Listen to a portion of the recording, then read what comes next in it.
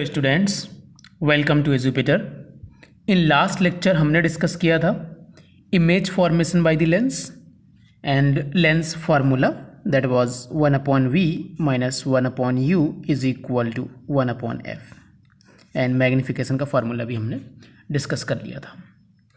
In this lecture we are going to discuss power of the lens and combination of the lenses. अब combination of the lenses में कौन कौन से formulas होंगे, कैसे उसको डील करना है, वो सारा डिस्कशन हम लोग यहाँ पर करेंगे। पावर ऑफ द लेंस को हमने कैसे डिफाइन किया वो समझते हैं। पावर ऑफ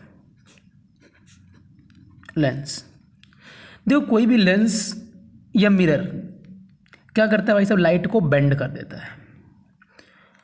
तो जो बेंड करेगा, फिर बेंड करने के बाद क्या होगा, अगर मान लो कोई पैरेलल बीम ऑफ लाइट आ रही है, किसी पॉइंट पर आके मिलेगी, ठीक है, या फिर मिलती हुई लगेगी, दोनों चीज़ें होंगी। कन्वर्ज भी कर सकता है, डाइवर्ज भी कर सकता है।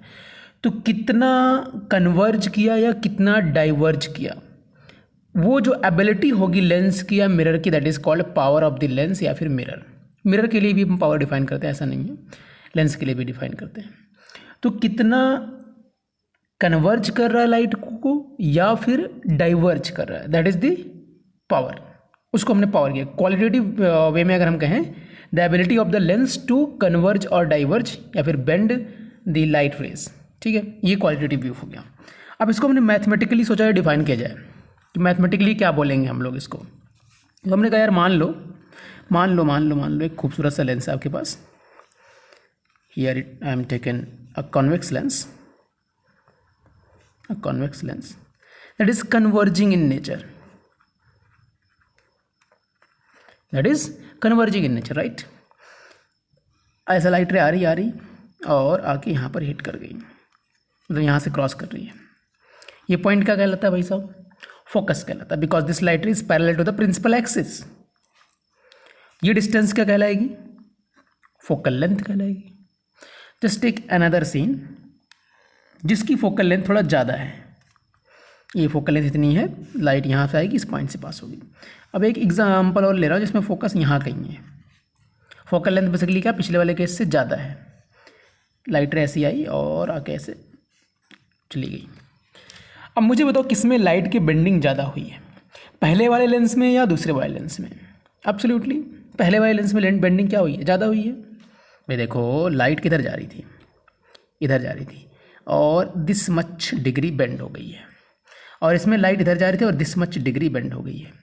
इसकी बेंडिंग लाइट की यहाँ पर कम है, यहाँ पर क्या लाइट की बेंडिंग ज़्यादा है। अगर फोकस यहाँ कर देंगे तो लाइट को ऐसे बेंड होना पड़ेगा। अगर मतलब होता, अगर यहाँ फोकस होता तो लाइट ऐसे बेंड होनी पड़ती, ज़्यादा बेंड होना पड़ता और ज़्यादा। तो जितना फोकस कम होगा लाइट को उतना ज़्यादा बेंड होना पड़ेगा। कहने का मतलब ये, जितना फोकस कम होगा ability of bending of light is higher, मतलब lesser the focal length higher the power. Ability of bending of light का मतलब क्या, पावर। तो कहीं ना कहीं हम कह सकते हैं power is relating focal length in inverse variation. Power और फोकस के बीच कैसा रिलेशन है, इनवर्स वेरिएशन का रिलेशन है। तो हम चूंकि पावर को यहाँ पर डिफाइन कर रहे थे, so we were not expecting any type of constant, मतलब हमको नहीं चाहिए था यार ये कोई कांस्टेंट रहे यहाँ पर, क्योंकि हम पावर को भी डिफाइन कर रहे हैं। तो हमने पावर को सीधा सीधा बोल दिया 1/f।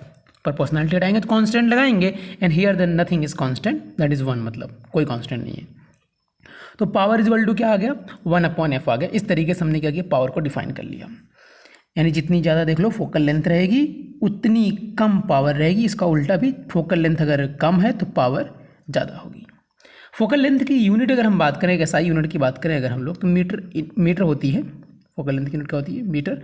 और ऊपर जाएगा तो ये जाएगा metre inverse, that is the unit of power, that is the unit of power, जिसको हम लोग नाम देते हैं बच्चों डायोप्टर। क्या नाम देते हैं, डायोप्टर। RE एक्चुअली यूनिट है। एंड जो एक डिवाइस होती है जो इस पावर को डायरेक्टली मेजर करती है, उसको बोलते हैं हम लोग डायोप्टोमीटर। डायोप्टोमीटर, उससे मतलब हम लोग क्या करते हैं, लेंस की पावर को हम लोग डायरेक्ट मेजर कर पाते हैं। अगर पावर पता लग जाएगी तो हम फोकल लेंथ भी इन्वर्स करके कैलकुलेट कर सकते हैं। तो इस वाले केस में जहाँ पर ये फोकल लेंथ है, आपको पता है कि इसमें रहनी चाहिए, मीटर में रहनी चाहिए, ध्यान में रहे। अगर सेंटीमीटर में given first you have to change in metre, या फिर ये कह लीजिए अगर सेंटीमीटर में गिवन तो ये फार्मूला हो जाएगा 100/f। अगर फोकल लेंथ आप सेंटीमीटर में यूज करते हैं तो 100 कहाँ से आया, वही सेंटीमीटर में चेंज करने के लिए 100 से डिवाइड करेंगे आप तो ऊपर चला जाएगा। ठीक है, इसमें कंफ्यूज नहीं होना बिल्कुल भी। अगर बात करें हम लोग कॉन्वेक्स लेंस की, that is converging in nature, इसकी फोकल लेंथ होती है पॉजिटिव, तो पावर भी क्या होगी, पॉजिटिव होगी। ऐसे ही कॉन्केव लेंस की अगर हम लोग बात करें, इसकी फोकल लेंथ होती है नेगेटिव, तो पावर भी क्या होगी, नेगेटिव होगी। तो कन्वर्जिंग जो हैं, जो कन्वर्जिंग चाहे मिरर हो चाहे लेंस हो, उनकी पावर जो होती है वो बेसिकली पॉजिटिव होती है, और जो डाइवर्जिंग नेचर वाले होते हैं उनकी पावर जो होती है वो नेगेटिव होती है। अगर हम लोग मिरर के लिए पावर को डिफाइन करें तो हम लोग बोलते हैं मिरर के लिए P = -1/f। क्या बोलते हैं, -1/f। लेंस के लिए हम लोग क्या बोलते हैं, 1/f, और मिरर के लिए रिफ्लेक्शन के केस में हम लोग बोल देते हैं -1/f। अगर कॉन्केव लेंस का फोकल लेंथ की हम बात करें तो वो होती है नेगेटिव। मिरर की, कॉन्केव मिरर की मैं बात कर रहा हूँ, लेंस की भी होती है, नहीं मैं मिरर की बात कर रहा हूँ। कॉन्केव मिरर की अगर हम लोग बात करें तो फोकल लेंथ क्या होती है, नेगेटिव होती है। देखो यही मिरर है, कंफ्यूज नहीं होना प्लीज़, कंफ्यूज नहीं होना है। ये मिरर है और ये मान लो फोकस है, इधर रहेगी फोकल लेंथ, इधर नेगेटिव। ठीक है, अब इसमें अगर f की वैल्यू नेगेटिव आप पुट करेंगे तो ओवरऑल वैल्यू कैसी बन जाएगी, पॉजिटिव। और कॉन्केव मिरर की अगर हम लोग बात करें तो लाइट को क्या करता है, कन्वर्ज करता है एक पॉइंट पर, फोकस पर। सो इसका नेचर कैसा है, बेसिकली कन्वर्जिंग, और पावर कैसी होती है, पॉजिटिव होती है। और वही बात करें अगर हम लोग कॉन्वेक्स मिरर की, तो पावर जो होती है वो नेगेटिव होती है, और उसका नेचर कैसा होता है, डाइवर्जिंग होता है। तो ये फार्मूला आपको ध्यान में रखना है, P = 1/f and P = -1/f। P = 1/f is the formula for the lens, चाहे वो कॉन्केव या convex, doesn't matter, and P = -1/f is the formula for the mirror. जब भी हम लोग f की वैल्यू पुट करेंगे विद द साइन पुट करेंगे, एंड उसके अकॉर्डिंग जो फाइनल वैल्यू आएगी पॉजिटिव नेगेटिव, उससे हम लोग प्रेडिक्ट कर लेंगे वो कन्वर्जिंग नेचर का है या डाइवर्जिंग नेचर का है। चलिए आगे बढ़ते हैं। पावर को हम लोग एक तरीके से और डिफाइन करेंगे थोड़ा सा, ठीक है। चलिए आगे बढ़ते हैं। मान लीजिए बच्चों कोई एक लेंस है आपके पास, वही सुंदर सा लेंस, वही पुराना लेंस, और एक कोई लाइट रे आ रही है पैरेलल एंड किसी पॉइंट से क्रॉस कर रही है, and that point will be focus absolutely. ये लाइट पैरेलल है प्रिंसिपल एक्सिस के, तो फोकस ही रहेगा, और ये होगी आपकी फोकल लेंथ। वही लेंस है, वही लेंस एक बार और ड्रॉ कर रहा हूँ मैं, वही लेंस, और वही फोकस है। इस बार लाइट रे उतना ऊपर से ना होके बल्कि थोड़ा नीचे है, ऐसे थोड़ा क्लोजर है। प्रिंसिपल एक्सिस से जो हाइट है, जिस हाइट पे होकर इंसिडेंट हो रही है, वो थोड़ा कम है। पिछले वाले केस में मान लेते हैं कुछ h थी, इस बार मान लेते हैं कुछ h' है, और लाइट रे ऐसे जाके हिट कर गई इसको, मतलब क्रॉस कर रही है। जाना किधर चाहती थी लाइट रे, इधर जाना चाहती थी, और चली किधर गई, इस डायरेक्शन में। इतना डेविएशन हो गया। तो डेविएशन अगर आप दोनों केस में ऑब्जर्व करें तो किस केस में ज़्यादा है, देखिए इस वाले केस में भी ऑब्जर्व कीजिए, किस केस में डेविएशन ज़्यादा है। Absolutely this case, suppose this deviation is delta and this deviation is some delta dash. तो आप यहाँ पर देख सकते हैं फोकल लेंथ वही है, लेंस वही है, फोकल लेंथ वही है ना, लेंस वही है, लेकिन जो लाइट की बेंडिंग है ना, डिग्री ऑफ जो डेविएशन हो रहा है, जो कन्वर्जेंस हो रहा है यहाँ पर, वो अलग अलग है, क्योंकि यहाँ पर हाइट जो है वो भी अलग अलग है। तो हमने सोचा डेल्टा को h से कैसे रिलेट किया जाए। रिलेट तो हो रहा है, हमको दिख रहा है साफ साफ कि हम जैसे जैसे हाइट चेंज कर रहे हैं वैसे वैसे डेल्टा का वैल्यू भी चेंज हो रहा है। अब इसको मैथमेटिकली कैसे रिलेट किया जाए। हमने कहा भाई साहब देखो, अगर ये डेल्टा है तो ये भी डेल्टा रहेगा, इसमें कोई आपत्ति वाली बात नहीं है, कोई गलत बात नहीं है। डेल्टा डैश ये भी डेल्टा डैश रहेगा, कोई दिक्कत बात नहीं, कोई कष्ट वाली बात नहीं, सिंपल है। अब tan डेल्टा अगर हम लोग बोलें tan डेल्टा, तो tan डेल्टा क्या होगा, परपेंडिकुलर अपॉन बेस, यानी h/f। अब चूंकि सारा मामला हमारा जो स्मॉल अपर्चर के लिए डील हो रहा है, सारा मामला स्मॉल अपर्चर, ये जो लेंस है ना इसका अपर्चर ये जानी है, जो पूरा हाइट है, पूरे की पूरी हाइट बहुत ही छोटी है with respect to this focal length. This focal length is really very very large as compare of the aperture. तो उस केस में हम लोग लिख सकते हैं tan डेल्टा की जगह पर delta. So delta is equal to h/f। ये हमारे पास एक इंपॉर्टेंट फॉर्मूला आ गया for the angle of convergence या फिर divergence. Is equal to H upon F, जहाँ पर एच क्या होगा, कितने हाइट पर आकर लाइट उस लेंस को हिट कर रही है, that will be the H. और एफ क्या है, उसकी फोकल लेंथ है। अगर मान लीजिए कोई लेंस है, उस पर लाइट ऐसी आके हिट करे, ऐसी आए और ऐसे हिट करे, और ये हाइट मान लीजिए कुछ एच है, ये हाइट कितनी है, कुछ एच मान लीजिए। अब देखो, अगर लाइट पैरेलल आती प्रिंसिपल एक्सिस, अब तो फोकस पे मिलती, लेकिन इस केस में फोकस पे तो नहीं मिलेगी, आप भी जानते हैं। यहाँ कहीं मिल गई, मान लो फोकल लेंथ कहीं यहाँ गई होगी भाई। अगर पैरेलल आती तो फोकस पे मिलती ना, लेकिन ये पैरेलल नहीं आ रही है, ठीक है। हाइट लेकिन एच है, तो जो डेविएशन होगा that will B H upon F, उसमें कोई सब दिक्कत वाली बात नहीं है। अब जो एच अपॉन एफ है, इसमें अगर आप सोचें एच की जगह पर 1 यूनिट पुट कर दें, तो यही डेल्टा किसके इक्वल बन जाएगा, पी के इक्वल बन जाएगा, पावर के इक्वल बन जाएगा, ठीक है। कब, जब H is equal to 1 unit put किया जाए, यानी 1 मीटर पुट कर दिया जाए। अगर फोकल लेंथ की यूनिट मीटर है तो ये भी मीटर में पुट किया जाए, that will be the formula for the power. इस तरीके से हम लोग डेविएशन को रिलेट करते हैं पावर के साथ। पावर हम ऑलरेडी डिफाइन कर चुके हैं, reciprocal of the focal length 1 upon F के टर्म में। वही सेम चीज़ यहाँ पर है। ये डेविएशन का बहुत ही इंपॉर्टेंट फॉर्मूला, इसको आपको ध्यान में रखना है। आगे हम लोग इसका यूज करेंगे एक डेरिवेशन के लिए, जो कि बहुत ही इंपॉर्टेंट है। चलिए आगे बढ़ते हैं। अब बात करेंगे बच्चों हम लोग कॉम्बिनेशन ऑफ लेंस की। कॉम्बिनेशन ऑफ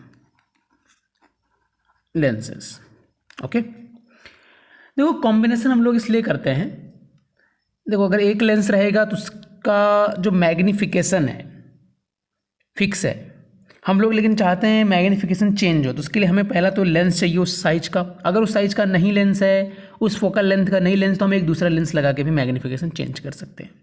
तो पहली बात तो लेंस से जो है कॉम्बाइन करने का मेन पर्पज़ होता है कि इमेज का साइज वगैरह चेंज करना। फिर दूसरा, इमेज का जो रेसिप्रोकल बन रही है तो उसको इरेक्ट कर लेना, ठीक है। इन्वर्ट बन रही तो उसको इरेक्ट कर लेना। और फिर लेंस की पावर वगैरह को भी चेंज करने के लिए हम लोग लेंस का कॉम्बिनेशन करते हैं। चलिए इसको 1 बाय 1 थोड़ा सा स्टडी करते हैं, कैसे कैसे कंबाइन कर सकते हैं। पहला मैं आपको बताता हूँ मैग्निफिकेशन का, कि लेंस को अगर कंबाइन कर देंगे तो मैग्निफिकेशन पे कैसे फ़र्क पड़ता है। मान लीजिए ये एक लेंस है और ये एक लेंस और है, और यहाँ पर एक लेंस और है।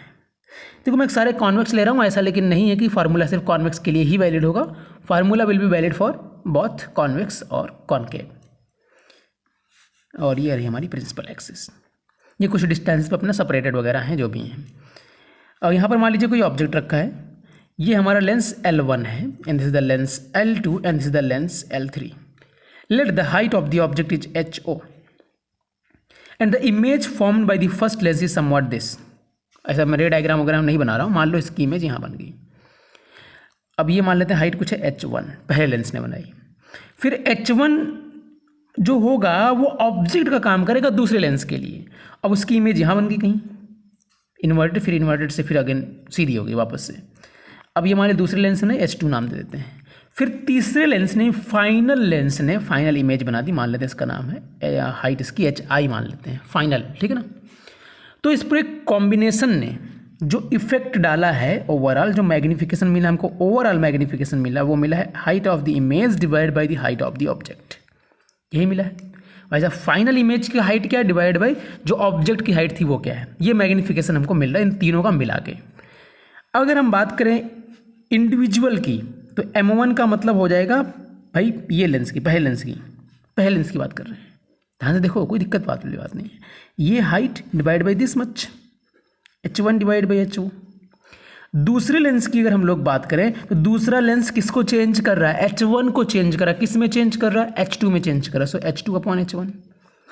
और अगर हम लोग M3 की बात करें so we can say HI upon H2, HI upon H2। अगर हम लोग M1 M2 M3 का मल्टीप्लाई कर दें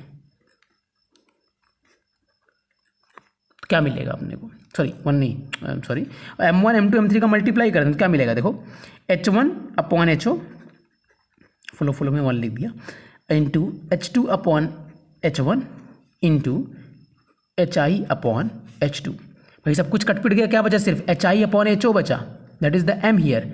यानी जो मैग्निफिकेशन होता है कॉम्बिनेशन में वो क्या हो जाता है, मल्टीप्लाई हो जाता है। यहाँ पर मैंने डिस्टेंस को डिफाइन नहीं किया हुआ, यानी डिस्टेंस से मैटर नहीं करता है मामला, डिस्टेंस कहीं भी हो कोई फ़र्क नहीं पड़ेगा उससे, और जो मैग्नीफिकेशन होगा that will get multiplied simply. तो ये था मैग्नीफिकेशन में कैसे चेंज आता है। अब आप देख सकते हैं यहाँ पर अगर पहला लेंस है, मान लो देखो पहला लेंस है, अब इस वाले लेंस ने इसकी इमेज ऐसी बनाई थी इन्वर्टेड, फिर इस वाले लेंस ने उसको क्या कर दिया, इरेक्ट कर दिया है। अगर मान लो ये वाला लेंस हम नहीं देख रहे हैं अभी, ये इसको नहीं देख रहे हैं अभी, तो हमको अगर मान लो इरेक्ट इमेज चाहिए तो हमने 2 लेंस लगा के इरेक्ट कर लिया। तो इस तरीके से हम लोग कॉम्बिनेशन का यूज कर लेते हैं कहीं इमेज को इरेक्ट करने के लिए। हमको इतना मैग्नीफिकेशन चाहिए था, हमको एक लेंस से इतना मिल रहा था, दूसरे लेंस से इतना मिल रहा था, तीसरे से इतना मिल रहा था, हमको इतना चाहिए था। हमने इन तीनों को इस तरीके से अरेंज किया और देखा हमने मैग्नीफिकेशन इतना मिल जाएगा, हमने वो काम कर लिया। तो इस तरीके से जो है मैग्नीफिकेशन जो हमारा मिल जाता है अगर हम लोग कंबाइन करते हैं। अगर 4 लेंस रहेंगे तो M4 भी आ जाएगा, 2 रहेंगे तो M1 M2 हो जाएगा, उसमें कोई दिक्कत वाली बात नहीं। आगे बढ़ते हैं। अब बात करते हैं कॉम्बिनेशन में पावर की और रिजल्टेंट फोकल लेंथ की। मान लीजिए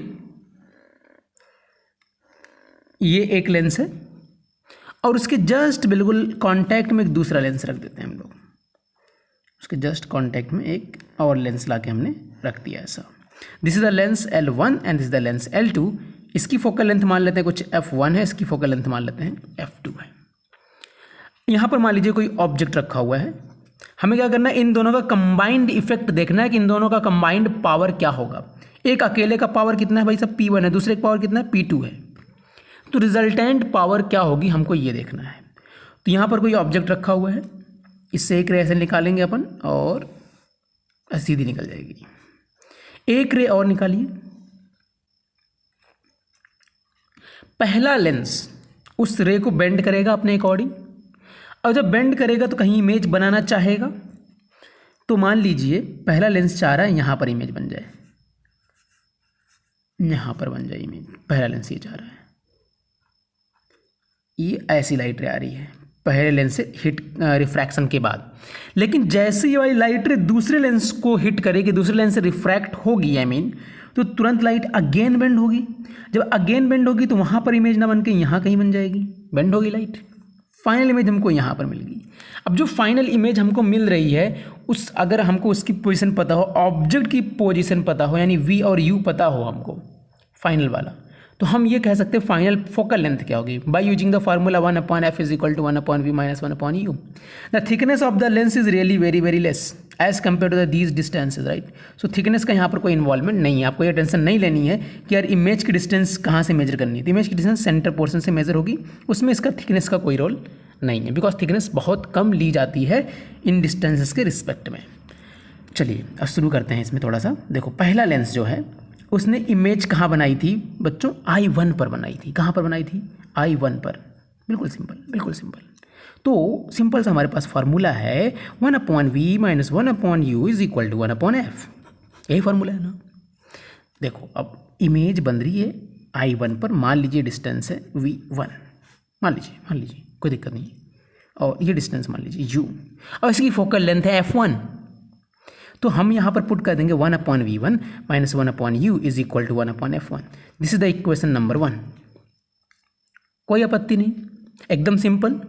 अब दूसरे लेंस ने क्या किया है, दूसरे लेंस ने v1 डिस्टेंस पर जो I1 इमेज बन रही इसको एज एन ऑब्जेक्ट ट्रीट किया है एंड उसको बेंड करके कहाँ पर लाया है, फाइनली I पर लाया है। And this final distance let v, ये फाइनल इमेज की डिस्टेंस v मान लेते हैं। तो जो फाइनल इमेज v बनी है वो किसकी बनी है, I1 की बनी। I1 is object here, object for L2 दूसरे लेंस के लिए। लगा दीजिए formula 1/v minus 1/v1 is equal to 1/f। This is the equation number 2। कोई गलत बात नहीं है। तो अगर इन दोनों इक्वेशन को आप ध्यान दें, इन दोनों इक्वेशन को अगर आप ऐड करें, देखिए वैसा 1/v1 1/v1 कट जाएगा, हमको मिलेगा क्या, 1/v minus 1/u is equal to 1/f1 plus 1/f2। 1/v minus 1/u ये क्या चीज़ है, v is the final image distance and u is the object distance. कहने का मतलब ये हुआ ना कि एक ऐसा लेंस रखा जाए इन दोनों की जगह पर एक सिंगल लेंस रखा जाए जो u डिस्टेंस पर रखी ऑब्जेक्ट की इमेज कहाँ बना दे, v डिस्टेंस पर बना दे। ये हुआ। तो ये जो सिंगल लेंस है ये वही काम कर रहा है जो ये दो लेंस मिल के कर रहे थे। So this is the effective lens. सो ये कुछ और नहीं है बल्कि इफेक्टिवनेस है उसकी, यानी ये 1/f है। जो कंबाइंड पावर मिलेगी that will be the 1/f। 1/f1 और 1/f2 क्या है, उन दोनों के इंडिविजुअल की हैं। So this is the p is equal to P1 plus P2 because reciprocal होता है। तो इस तरीके से हम लोग जो है अगर लेंस कॉन्टैक्ट में रखे हुए हैं, सेपरेशन नहीं, ध्यान में रहे, अभी हमने सेपरेशन नहीं लिया, अगर लेंस कॉन्टैक्ट में रखे हुए तो रिजल्टेंट पावर हम इस तरीके से कैलकुलेट कर सकते हैं, p is equal to P1 plus P2 and 1/f is equal to 1/f1 plus 1/f2। इस तरीके से कैलकुलेट हो जाएगा। आगे बढ़ते हैं। अगर सेपरेशन हो तो कैसे डील करेंगे, देखिए मान लीजिए दो लेंसेस हैं, एक लेंस ये और एक लेंस ये।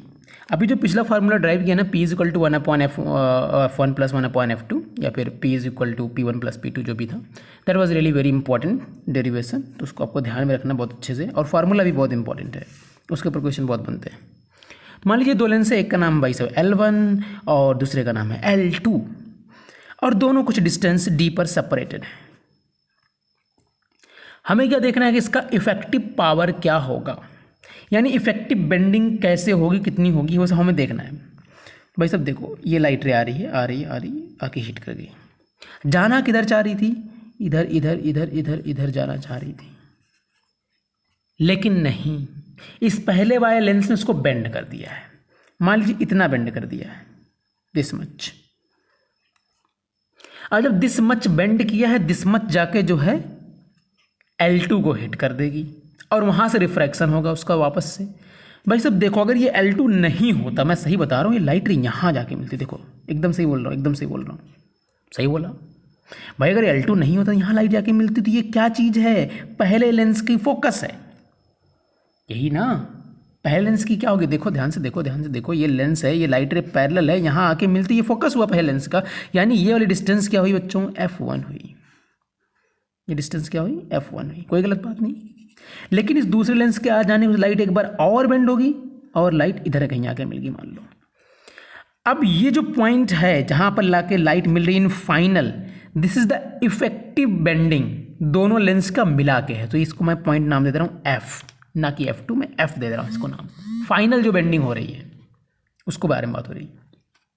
तो पहले लेंस ने कितनी बेंडिंग करी है, देखिए this much, this angle is Δ1। दूसरे लेंस ने कितनी बेंडिंग करी, देखिए दूसरे लेंस से लाइट इधर जाना चाह रही थी, किधर चली गई, इधर चली गई। ये कितनी है बेंडिंग, Δ2 है। अब बात आती है यार ओवरऑल बेंडिंग कितनी हुई है। तो ओवरऑल बेंडिंग निकलती है कि लाइट की इनिशियल डायरेक्शन क्या थी और फाइनल डायरेक्शन क्या हो गई है, उसके बीच का angle, that is called overall bending. तो इनिशियल डायरेक्शन है ये, इधर निकल गई। अगर इस वाली लाइट रे को आप देखें, इसको पीछे की तरफ बढ़ाइए, फाइनल रे है जो कि पीछे की तरफ बढ़ाइए, ये वाली, ये इनिशियल है। तो ये हमारी जो बेंडिंग है, ये हमारी है overall bending, this is the delta मान लेते हैं इसको, ठीक है, इसको डेल्टा मान लिया हमने। अब जो ये Δ2 है, तो ये भी Δ2 होगा ना, ये वाला एंगल देखो, ये वाला एंगल देखो, ये भी Δ2 होगा, vertically opposite angles. So delta can be written as Δ1 plus Δ2 by the simple triangle property. This is the exterior angle and these two angles are the interior opposite angles. तो ये हम लिख सकते हैं delta is equal to Δ1 plus Δ2, कोई दिक्कत वाली बात नहीं, एकदम सिंपल है।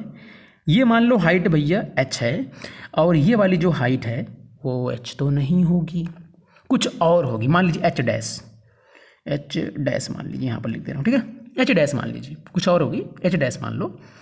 अब देखो, अगर इन दोनों लेंस को हटा के एक ऐसा लेंस रखा जाए जहाँ जो कि कहाँ पर आके मिला दे लाइट रेज को, F पॉइंट पर मिला दे, तो आप कैसे रखेंगे लेंस को, कहाँ रखेंगे, कैसे बेंड कराएंगे। देखो लाइट रे ऐसी जा रही मस्त मस्त मस्त मस्त मस्त, यहाँ से बेंड हो ऐसे खचाक इधर, ऐसे देखो गई यार खचाक इधर, समझ में आई बात, नहीं समझ में आई? अरे भाई ये लाइट एक बार बेंड हुई यहाँ, फिर एक बार और बेंड हुई यहाँ, फाइनली यहाँ पर आना है।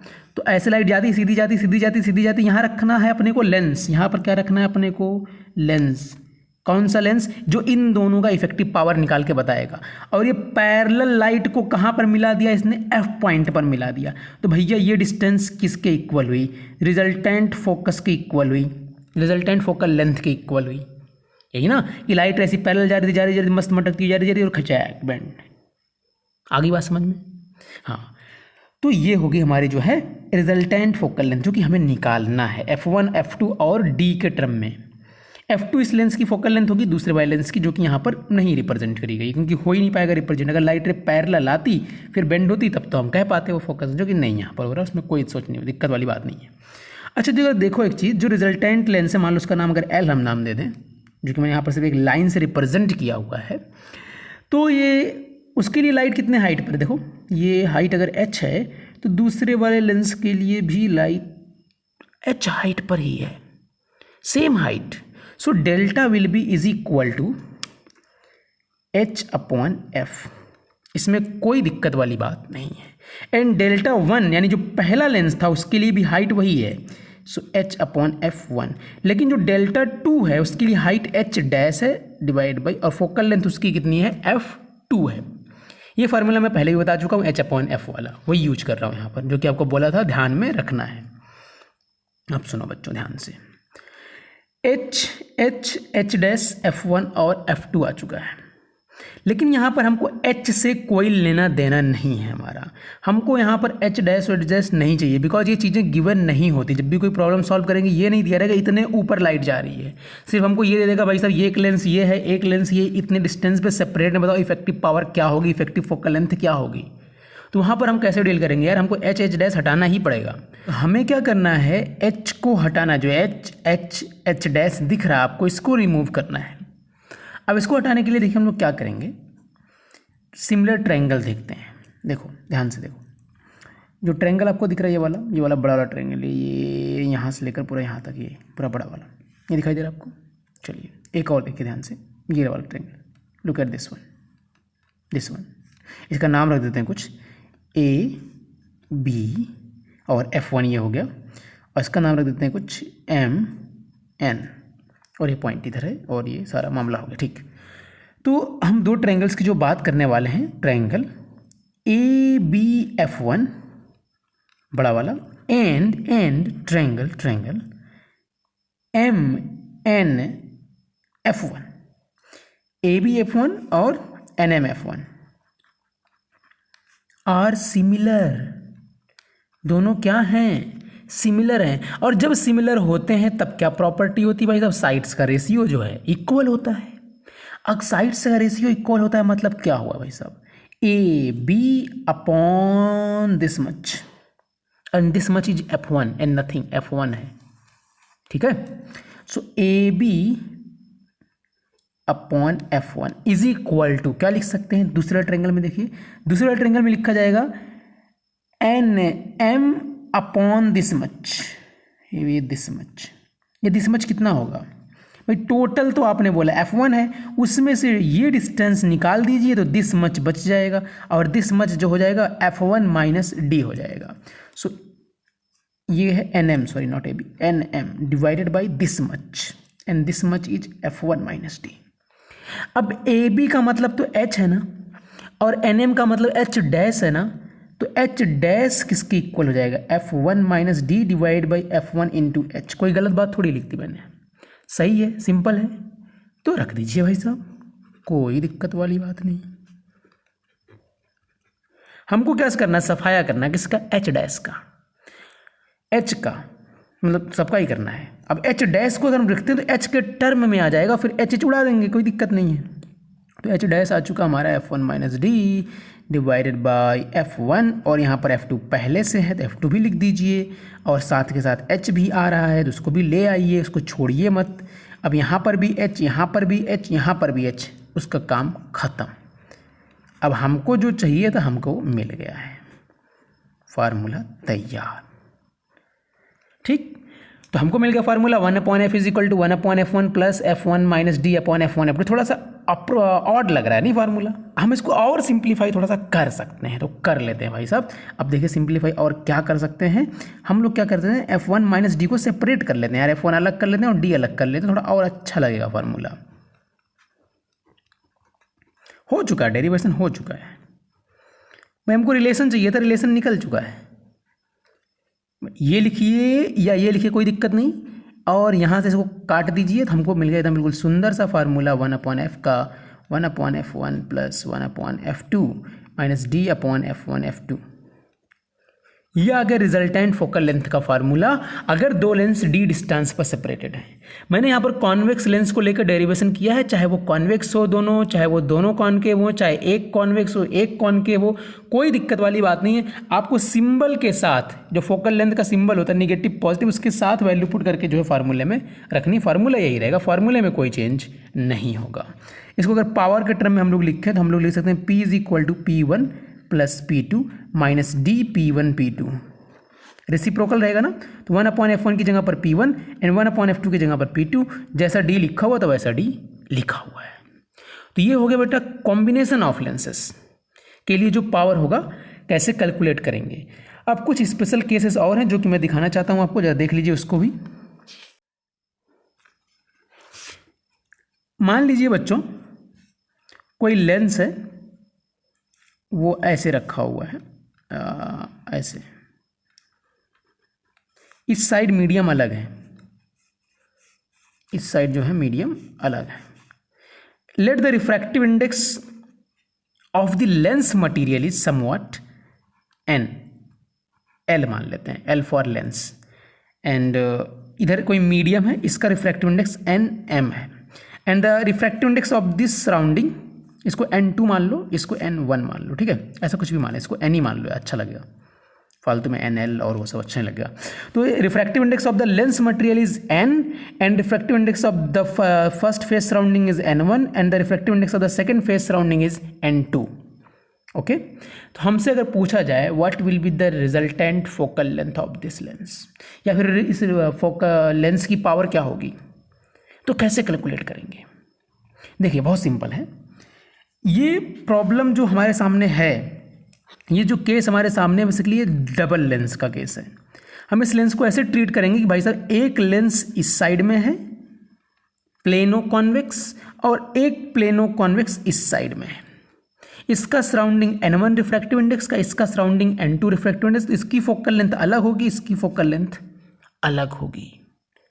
कैसे, वो देखिए ऐसे, क्योंकि फोकल लेंथ का फार्मूला आपको बताया हुआ है, यही बताया हुआ है ना, ये फार्मूला लिख रहा हूँ। फोकल लेंथ रिफ्रैक्टिव इंडेक्स पर डिपेंड करती है कि लेंस का refractive index with respect to surrounding कितना है। ये जो n लिख रहा हूँ यहाँ पर, this is the refractive index of the lens with respect to the surrounding, ये फार्मूला लिख रहा हूँ मैं, ध्यान में रहे। अब यहाँ पर दो लेंस एक दूसरे के साथ कांटेक्ट में है, अगर पहले लेंस की पावर मान लेते हैं P1 है, दूसरे की P2 है, तो रिजल्टेंट पावर क्या हो जाएगी P1 प्लस P2। ये फार्मूला हम लोग पहले ड्राइव कर चुके हैं। तो P1 इज पहले निकाल लेते हैं, फिर P2 निकाल लेते हैं, फिर दोनों को ऐड कर लेंगे, ठीक है। P1 का मतलब क्या होगा 1/f, और 1/f का मतलब ये चीज़, ओके, ये फार्मूला। तो P1 can be written as refractive index पहले लिखना है अपने को, n-1 लिखना है। रिफ्रैक्टिव इंडेक्स किसका, इस लेंस का with respect to the surrounding, तो n/n1 लिख देंगे -1, 1/r1 माइनस 1/r2 होता है। तो जो पहला फेस है उसका तो रेडियस ऑफ कर्वेचर मान लेते हैं r1 है। अगर वही बात करेंगे दूसरे फेस की, तो प्लेन है, तो हो जाएगा 1/∞। कोई दिक्कत वाली बात नहीं, हमारे पास आ चुका है n(n-1) divided by n1 into 1/r1, equation number 1। दूसरे लेंस का जरा पार्ट देखिए, P2 refractive index of this lens material with respect to the surrounding, surrounding n2, तो n/n2 -1, 1/r1 माइनस 1/r2। तो इसके लिए जो r1 है वो है प्लेन, और r2 जो है वो है कर्वेचर। तो प्लेन का मतलब 1/∞ माइनस 1/r2। और r2 की अगर हम वैल्यू की बात करें, तो जैसा कि हम लोग इस साइड में अगर जहाँ सारा डिस्कशन कर रहे हैं, इस साइड में ही हम लोग आ रहे हैं, तो ये r2 इस साइड में होगा, that will be taken as negative here. और इसका वैल्यू अगर हम लोग सॉल्व कर लेंगे तो n-n2 डिवाइडेड बाई n2, और ये हो जाएगा minus plus 1/r2, equation number 2। तो रिजल्टेंट पावर क्या हो जाएगी बच्चों, ऐड कर दीजिए सिंपली, तो ऐड कर दीजिए सिंपली, मतलब हो गया n(-1)/n1 प्लस n(-n2)/n2 r2, ये हो गया रिजल्टेंट पावर का फार्मूला। हालांकि इस फार्मूले को आपको रट्टा उट्टा नहीं लगाना है, मैंने एक केस सॉल्व करके बताया है आपको, मेथड आपको आना चाहिए, कॉन्सेप्ट आपको क्लियर होना चाहिए। कॉन्सेप्ट क्या था, वही combination of the lenses, power add हो गई थी। इस फार्मूले को रटने मत लग जाइएगा, मीडियम कभी भी कैसे भी चेंज हो सकता है, नंबर्स रहेंगे, गिवन रहेंगे और आसान लगेगा, बल्कि ठीक है ना, इस फार्मूले को याद करेंगे बल्कि आप भटक जाएंगे। तो फार्मूला आपको रट्टा उट्टा नहीं लगाना है, आपको मेथड आना चाहिए, आपको कॉन्सेप्ट आना चाहिए। कॉन्सेप्ट समझाया हुआ है, कॉन्सेप्ट क्या है, combination of the lenses power will be added directly, they are सब not separated, they are in contact. यहाँ पर हमने दोनों लेंस को अलग अलग इसलिए ट्रीट किया बिकॉज दोनों के लिए सराउंडिंग्स अलग अलग थी। तो ऐसे कोई सा भी केस बन सकता है, ठीक है बच्चों। चलिए अब एक बात सुनिए, मेरी बात ध्यान से सुनिए एक बार भाई, मैंने कहा एक लेंस है डी डिस्टेंस पे सेपरेट, नहीं इफेक्टिव पावर, ये इफेक्टिव पावर वो जो भी था बता दिया आपको। अगर मान लीजिए 2 के बजाय 3 लेंस आ जाएं तब क्या होगा उसमें, और सेपरेटेड हो तो कैसे टैकल करेंगे, जरा उसको भी समझ लीजिए। जब एक से ज़्यादा लेंस आए तो उस केस में क्या है, न्यूमेरिकल्स को कैसे सॉल्व करना होता है। जैसे मान लो एक लेंस ये, एक लेंस ये, डायग्राम में बना चुका हूँ ऐसा एक बार, एक लेंस ये मान लो, पहला लेंस कहीं पर इमेज बनाएगा, फिर दूसरा लेंस उसकी इमेज कहीं बनाएगा, फिर तीसरा लेंस उसकी इमेज कहीं बनाएगा। तो उसके अकॉर्डिंग आप जो है प्रॉब्लम्स को सॉल्व करेंगे। पहले लेंस के लिए एक बार फॉर्मूला लगाएंगे 1/v - 1/u = 1/f वगैरह, फिर इसको इमेज पोजिशन मानते हुए दूसरे लेंस के लिए ये हो जाएगा u2, ये पहले लेंस के लिए होगा u1, फिर दूसरे लेंस के लिए क्या हो जाएगा, ये जो इमेज डिस्टेंस थी जो v1 था यहाँ पर, अब यहाँ से वाली डिस्टेंस क्या हो जाएगी, u2 का काम करेगी किसके लिए, दूसरे लेंस के लिए, फिर ऐसे ही तीसरे के लिए, फिर ऐसे ही आगे। तो इस तरीके से जो है आप सॉल्व करेंगे प्रॉब्लम्स को, कि 1/1 लेंस के लिए जो है 1/v - 1/u = 1/f फार्मूला आप अप्लाई करेंगे, और फिर जो है जो गिवन रहेगा उसको सॉल्व कर रखना है, उसको जो नहीं गिवन उसको कैलकुलेट करना है, ये वाला जो है आप प्रोसीड करेंगे आगे। तो इसमें यही सारा मामला था भाई साहब, देखो कॉम्बिनेशन का पूरा, जो कि बहुत ही सिंपल था। अगले लेक्चर में हम लोग डिस्कस करेंगे मिरर के साथ कैसे हम लोग लेंस को कंबाइन करते हैं और इसकी प्रॉब्लम्स को कैसे सॉल्व करते हैं। इस लेक्चर में इतना ही बच्चों, थैंक यू वेरी मच।